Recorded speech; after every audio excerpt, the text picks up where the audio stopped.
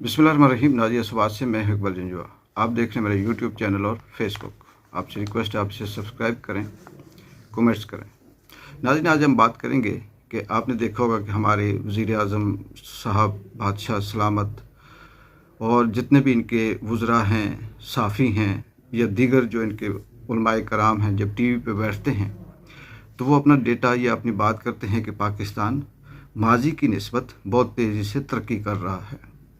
पाकिस्तान बड़ी तेज़ी से दुनिया में अपना नाम पैदा कर रहा है और पाकिस्तान माजी की निस्बत, माजी उनका सिर्फ़ और सिर्फ इमरान खान होता है, माजी की निस्बत बड़ी तेज़ी से अपने आप को स्ट्रॉन्ग कर रहा है।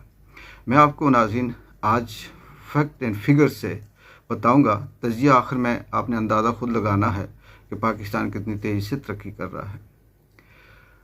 बहुत से ऐसे हमारे वज़रा भी हैं, साफ़ी भी हैं जो ये कहते हैं कि माजी की निस्बत आम आदमी को उनके जो हुकूक हैं वो उनकी दहलीज़ पे मिल रहे हैं, और वाकई क्या ये दहलीज़ पे मिल रहे हैं। बड़ी बात छोड़ें, जो हमारे पड़ोसी ममालिक के साथ ताल्लुकात उसको भी रहने दें, हमारी खारजा पॉलिसी उसको रहने दें, ईरान की जंग में हमने जो किरदार किया वो आपके सामने उसे रहने दें, दीगर जो हमारे जो रेमिटेंस है वो उनकी क्या पोजीशन है उसको भी रहने दें। तरक्की की बात कर रहा हूँ। दुबई में जिस तरह से पाकिस्तानी मुलाजमीन को अब छुट्टियाँ करवाई जा रही हैं इसको भी रहने दें। अब बात करते हैं छोटी छोटी जो हमारे मुल्क के अंदर होती हैं कि हमारा मुल्क कितनी तरक्की कर रहा है और वो कौन सी निशानियां हैं या वो कौन से स्टेप्स हैं जिसे देख कर समझ कर आप ये अंदाज़ा कर सकते हैं कि हम कितनी तेज़ी से तरक्की कर रहे हैं। मैं आपको एक नाज़रीन छोटी सी बात बताऊं कि हमारे मुल्क में क्या चल रहा है और क्या हो रहा है। दोस्त था, आप भी, आपके भी बहुत से रिश्तेदार दोस्त, आप ख़ुद भी इस चीज़ में मुतासर होंगे।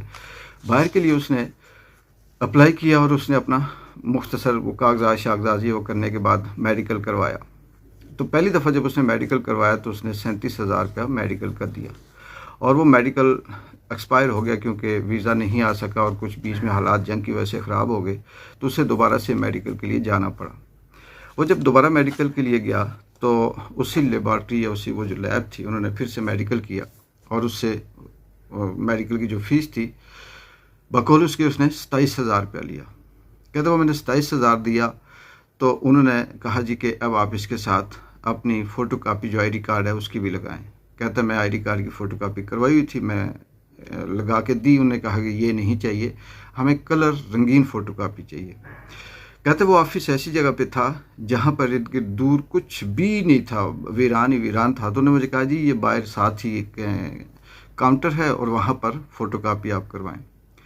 कहते मैंने 2 फ़ोटो कापियाँ करवाई कलर, तो जो वहाँ पे फ़ीमेल बैठी थी उसने मुझसे 300 रुपये फ़ीस ली। 2 फ़ोटो कापी की 300 रुपये, उसके पास इसके अलावा कोई ऑप्शन, कोई हल नहीं था।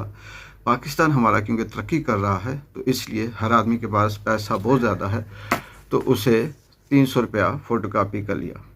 खाली यही नहीं, उसके अलावा भी वो ये कहता है कि वहाँ पर ऐसे ऐसे मेरे साथ ड्रामे या ऐसे ऐसे वो किया गया कि एक वक्त ऐसा है कि मैंने सर पकड़ के बैठ गया। मैंने कहा यार ये मैं किस मुसीबत में फंस गया हूँ, पैसे मैंने इतने जमा करवा दिए, अब मैं क्या करूँ। अच्छा, ये बात यहीं नहीं ख़त्म होती, बल्कि मैं इसकी आगे आपको बताऊँ कि ये बात भी आप सबके साथ हुई होगी, होती होगी और आप आए रोज़ इसके विक्टिम होंगे।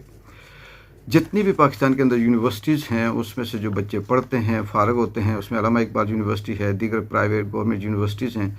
बदकिस्मती ये है कि अपनी डिग्री लेने के बाद फिर आपको ये तस्दीक करवाना पड़ता है कि डिग्री वेरीफाई करें, डिग्री है ये नहीं है, या इसके लिए बहुत सी ऐसे और भी अदर जो कार्ड हैं वो चीज़ें लेनी पड़ती हैं। दोस्त क्या अपनी यूनिवर्सिटी अपनी डिग्री लेने के लिए, वेरीफाई करवाने के लिए, तो कहता है कि मैं वहाँ गया तो मैं पहले तो पूरा दिन, मुझे जिस कंसर्न डिपार्टमेंट में जाना था उसका मैं पूछूं तो कोई बताए कि उधर जा, मैं वहाँ जाऊं, वो दूसरा कहे कि ये दूसरे डिपार्टमेंट का काम है, मैं फिर उधर जाऊं।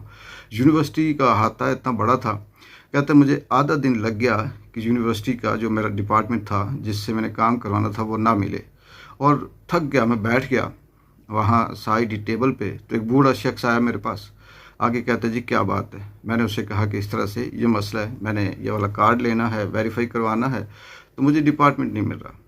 उसने मुझे देखा और कहा कि मैं करवा देता हूँ। मैं बड़ा खुश हुआ, मैंने उसकी तरफ देखा तो साथ ही मुझे कहता है कि आप इसके मुझे 1500 रुपया दे दें।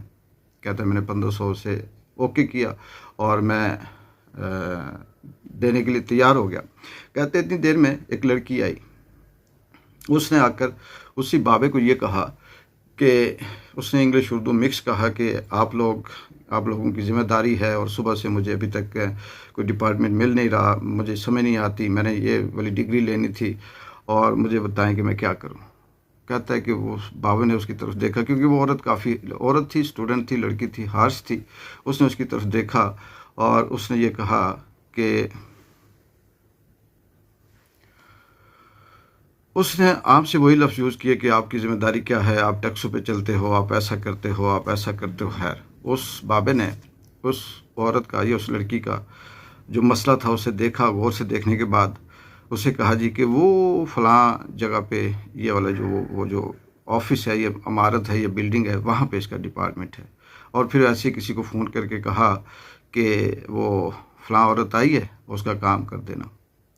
कहते जैसे वो उसकी तरफ गई तो पीछे बाबा मुझे कहता है कि ये शाम तक भी अपना काम नहीं करवा सकेगी, कल यही लड़की आएगी, मुझसे आकर नरमी से बात करेगी, फिर मैं इसका काम करवाऊंगा। बात समझ आई आपको? पाकिस्तान तेज़ी से तरक्की कर रहा है और हुकूक उनकी दहलीज पे मिल रहे हैं।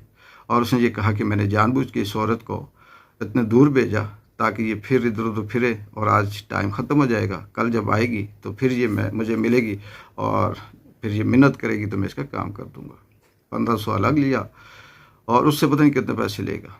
अच्छा, वो दोस्त कहता है कि जब उसने वो मेरा काम करके वापस आया तो मैंने उसे 1500 दिए, तो कहता है जी मेरे साथ वो दूसरा है, उसने भी काम किया है तो इसको भी पैसे दें। मैंने उसे कहा कि उसको किस बात के दूं? उसने क्या किया, आप जो मैंने आपको दिए आप उसमें से दे दें। कहता नहीं, उसको आपने उसे अलग देने होंगे। कहता फिर मजबूरी थी, 1500 उसका दिया। पाकिस्तान तेज़ी से तरक्की कर रहा है और 3000 रुपया एक अपनी ही डिग्री को वेरीफाई करवाने के लिए ये पैसे हुए। अच्छा, ये बात यहीं नहीं ख़त्म होती, पाकिस्तान बड़ा तेज़ी से तरक्की कर रहा है। लोकली हमारी पुलिस का तो हर सबको ही पता है कि रिश्वत, जो अगर कोई कहे कि रिश्वत नहीं लेती तो वो सोचेगा कि ये दुनिया का सबसे बड़ा झूठ है। लेकिन जुल्म ज़्यादती देखें कि यहाँ लोकल बाग में आए रोज़ झगड़े होते हैं, लेकिन जो बात मुझ तक पहुँची, 2 लड़कों के दरमियान झगड़ा हुआ, ये वो बाद में फैमिली में चला गया। एक तगड़ी थी फैमिली, एक कमज़ोर थी। कमज़ोर फैमिली का जो लड़का था उसका बाजू टूट गया। मुख्तसर ये कि वो थाने में आया, उसने एक दरख्वास्त दी और थाने वालों ने उसकी एफआईआर वगैरह नहीं काटी। वो बेचारा 3-4 दिन ख्वार होता रहा। फिर बीच में कुछ लोग बैठे, जो एक्सरे उसने करवाया वो भी हॉस्पिटल से नहीं लेने दिया, पुलिस वालों को नहीं मिला, और जब तक वो मेडिकल नहीं था उसकी एफआईआर भी नहीं कर सकती थी। खैर, फिर हुआ ये कि कुछ लोग बैठे, उन्होंने राजीनामा करवाया। मुख्तसर बताता हूँ, राजीनामा करवाया और 40,000 रुपया जो तगड़ी फैमिली थी उसको पड़ा कि आप ये गरीब है, मजदूर है, तो इसका नुकसान हुआ है, आप इसका बाजू टूटा है, 40,000 इसको दे दें। वो 40,000 कहता है कि उन्होंने दिया। दूसरे दिन वो मुझे फ़ोन करके कहता है कि उसमें से 20,000 पुलिस वालों ने ले लिए और बाकी जो बचा, अब मैं एक्सरे करवा के दोबारा गया हूँ तो डॉक्टर हॉस्पिटल वाले ये कह रहे हैं जी कि बाजू टूटा हुआ है, राड पड़ेगा, तो मुझे बताएं कि मैं क्या करूँ। 20 पुलिस ने ले लिए, पीछे जो मेरा आना जाना 2-3 दिन में लगा रहा, 10-12 हज़ार वो खर्चा हो गया, तो 2-4 हज़ार मेरे पास बचा। उससे मैं क्या करूँ, राड डलवाऊँ दोबारा से, क्या पुलिस किससे बात करूँ। उसका तो कहना यह था कि मैं कोई मीडिया से बात करूँ या ऐसे। तो मैंने उसे ये कहा कि मीडिया से तो खैर आखिरी ऑप्शन होता है, क्या बात करेगा, लेकिन चले कुछ जो लोग आपके साथ बैठे थे उन्हें लेके बात कर ले। तो ये हमारे मुल्क में बड़ी तेज़ी से तरक्की हो रही है। तरक्की की कोई निशानी नाज़ी में बताऊँ, बहुत चर्चा सुन चुके होंगे आप, सिर्फ जस्ट एग्जाम्पलरी बात करूँगा इकराउल हसन की, जो नए उभर रहे हैं पाकिस्तान के अंदर सियासतदान बनने के लिए, और उनके पीछे कौन है, क्या है, सब आपको पता है। मुझे लग ये रहा है कि ये जो हुआ है एयरपोर्ट में, शायद कि ये इत्तफाकन हुआ हो। वो जो मुलाजम ने कहा आपका हाल भी, उसने अपने दोस्त से कहा कि आपका हाल भी जो आज जैसा होगा, और फिर उसके बाद जैसे शॉट हुआ इकराउल हसन, उसने जो कहा, इकराउल हसन के उसके बाद जो मिशन था वो कामयाब हो गया। कोई व्लॉगर, कोई चैनल, कोई साफ़ी नहीं जिसने इकराउल हसन को बुलाया ना हो, और इकराउल हसन ने मुंह भर भर के इमरान खान की मुखालफत की। अपना झूठा नैरेटिव बिल्ड करने की कोशिश की। उसकी एक ही रट थी कि जी मैं ये चाहता हूँ कि इमरान खान भी वही है, नवाज शरीफ भी वही है, जरदारी भी वही है, पीपी, नून लीग, पीटीआई, ये सब एक ही स्क्रिप्ट पे हैं। मैं इस्टेब्लिशमेंट के ख़िलाफ़ हूँ, मैं फ़ौज के ख़िलाफ़ हूँ, मेरी जमात ऐसी होगी कि जो फ़ौज को टक्कर देगी, जो बिकेगी नहीं। मतलब उसने अपना एक नैरेटिव वो किया। तो मुझे लग ये रहा कि कहीं खूबसूरत स्क्रिप्ट पीछे बिल्ड हुआ और इकरार की जो अपनी थी मिशन था वो पूरा हुआ। आखिर में चलते हैं जी, हमारा मुल्क बहुत तेज़ी से माशाल्लाह तरक्की कर रहा है। मुख्तसर बताऊंगा। इंडिया में फ़ीकस आमदनी जो है वो 70,000 से 1 लाख रुपए है। बांग्लादेश में फ़ीकस आमदनी जो है वो 65,000 से 70,000 है। श्रीलंका में फ़ीकस आमदनी 1 लाख से ऊपर है। ईरान में फ़ीकस आमदनी 1,10,000 या इससे भी ऊपर है। अफ़गानिस्तान में फ़ीकस आमदनी 12,000 है और पाकिस्तान में फ़ीकस आमदनी 35 से 37,000 है। ये फ़ीकस आमदनी का मतलब ये है, ये वो आमदन है, जो वो सैलरी है जो कहीं एक लेबर के लेवल की मजदूरी सैलरी होती है। यहाँ तो पाकिस्तान में भी कई 37,000 कम मिलते हैं, किसी को 35, किसी को 30 और मजदूर ऐसे भी हैं जो 20-25 हज़ार भी लेते हैं। तो ये इनकी एवरेज आमदन है पाकिस्तान और इंडिया के साथ, जो हमारे पड़ोसी मुल्क हैं। क्योंकि हमारा मुकाबला इन्हीं में है।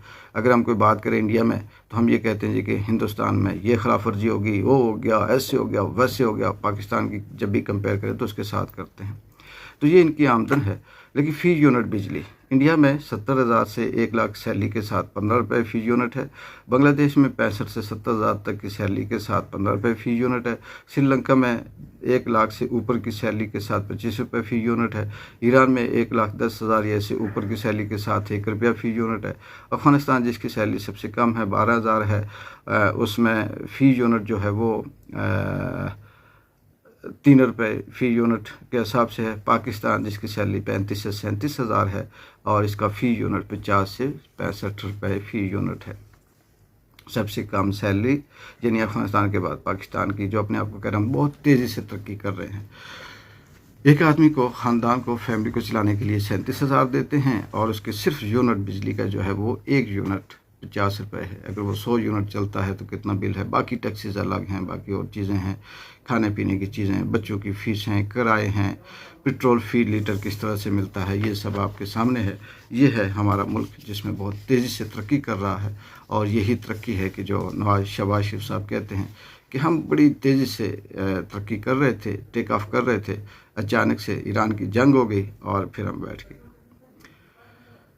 सड़के या बेबसी के अंदर यही बातें आती हैं कि जो आवाम के साथ झूठ बोलते हैं, जो अपनी ओहदे के साथ, अपनी जिम्मेदारियों के साथ बददियानती करते हैं, जो सिर्फ लालच मतलब हवस की वजह से चिपके हुए हैं, जो आवाम का और मुल्क का नहीं सोचते, ज़्यादा सोचते हैं, कुदरत कभी न कभी तो उनके ऊपर अपना शिकंजा टाइट करेगी। और आवाम कब इस मुसीबत से, इस मुश्किल से निकलते हैं ये तो अल्लाह जानता है। बहरहाल दुआ है कि अल्लाह ताला आप सबको इनके शर से महफूज रखे। इजाज़त दें। अल्लाह हाफ़िज़।